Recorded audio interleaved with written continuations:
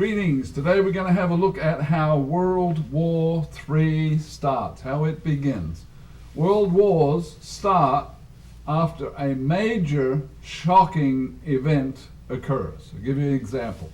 World War II got started when Germany invaded Poland, and the next day France and England declared war on Germany, and World War III was underway. World War II was underway.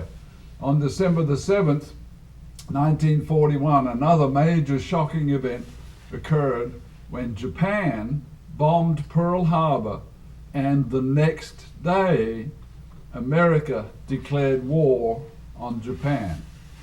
God has written down some details about World War III in the book of Daniel. We're not told what the first shocking event is, but we have details on how the war progresses after that shocking event. Daniel 11:40 starts, "At the time of the end." Now what does that mean?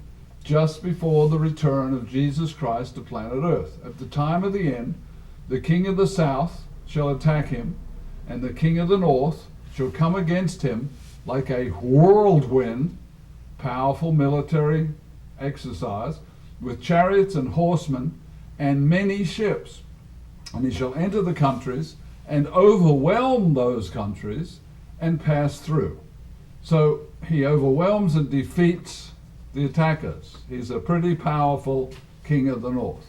Now we're told that at the time of the end of mankind ruling over the nations, that's the end of man's rule, the beginning of Jesus Christ's rule, and Christ will return and become king over all the nations of the earth. So time of the end doesn't mean the destruction of earth. When in the white space between verse 40 and verse 41 comes a super shocking World War III starting event, and we don't know what it is. But that's okay, because we can tell what's going to happen as World War III gets going. Now I call this shocking event the Big Bang of World War III. Now the Big Bang starting World War II was when Germany invaded Poland. Boom! Then it got started, big time. Another Big Bang event occurred when Saddam Hussein of Iraq invaded and captured Kuwait. And it took longer, right? But that day it rattled the world, and the world began deciding we can't let this stand, and eventually many nations sent troops to Kuwait. And after that Big Bang event, many nations united together and went to war and drove Saddam Hussein's army out of Kuwait. Even though we're not told what the Big Bang event of World War III is, we are given the next step. So we wouldn't have been told, if it was World War II, we wouldn't have been told about Poland being invaded, right? But we would have been told next France and England went to war with Germany. Daniel 11:41.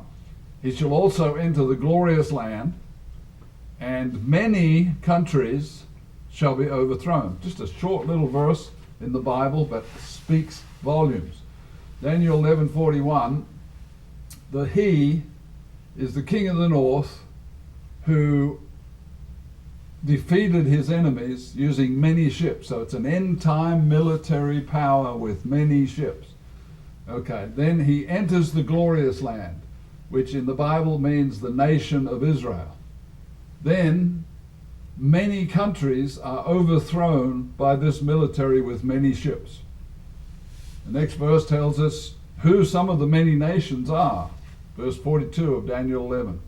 He shall stretch out his hand against the many countries, and the land of Egypt shall not escape. So Egypt is one specifically named of the many nations.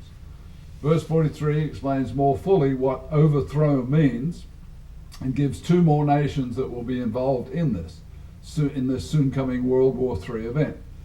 Daniel 11:43, he shall have power over the treasures of gold and silver, and over all the precious things of Egypt, also the Libyans and the Ethiopians. So This is a overthrow, total control kind of invasion. So Jesus told Daniel to foretell the three major participants in the start of World War III. First, a superpower military with many ships.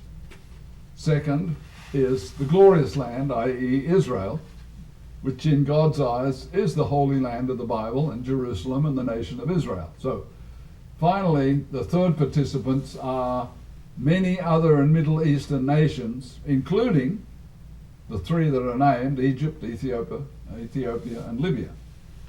We should be asking, who is this mysterious King of the North superpower military?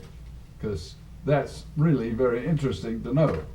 And we can get some clues. Back in history, the name King of the North came about after Alexander the Great from Greece captured most of the Middle East and more beside, took up a great, tremendous amount of territory. Now, he died young, and after he died, his great empire was divided up by his four generals. Two of the most notable generals had kingdoms, one to the north of Jerusalem, centered in Greece, and one to the south of Jerusalem, centered in Egypt. So, as far as Jerusalem and Israel was concerned, the king of the north, after Alexander died, was that territory from Greece all the way across the north section, and from the south was the Egyptian Arab nations across south of Israel, south of Jerusalem. Now, Greece was and is a part of Europe, and Egypt has been an Arab nation for centuries. An even greater clue is that this modern king of the north, in the end times, uses many ships. How many great militaries have many ships? So there's a clue. His end-time great success comes from the use of these many ships in overthrowing nations. Now comes the 800-pound gorilla question.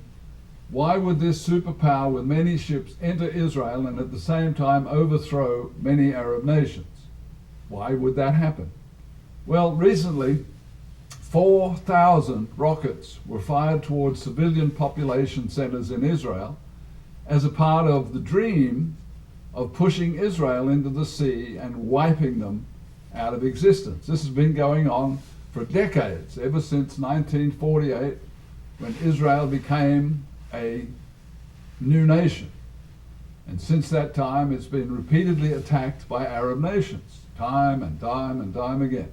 During those years, the weapons of war have become increasingly more lethal, and now we're up to rockets.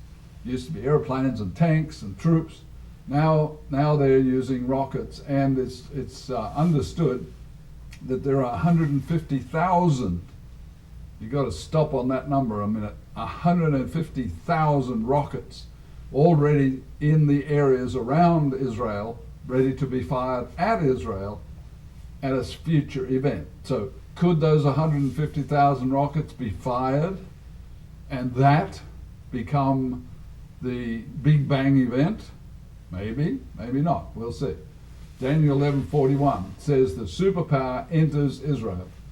Well, up till this point, Israel has never allowed foreign troops on her soil.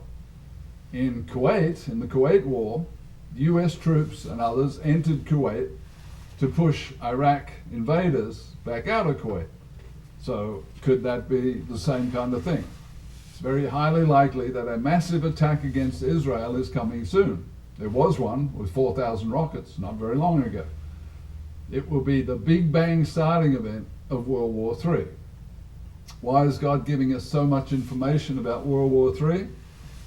When Daniel's writings become daily headlines, and we all see it, it will be one more proof that God is in total control of the universe and the future history of mankind, and he will be giving clues of where all this is going.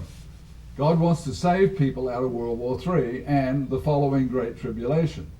Possibly having seen this video showing future headlines, you will become a student of God's words and avoid the horrors of these coming wars. In any case, you've been provided with an opportunity to understand how World War III will begin.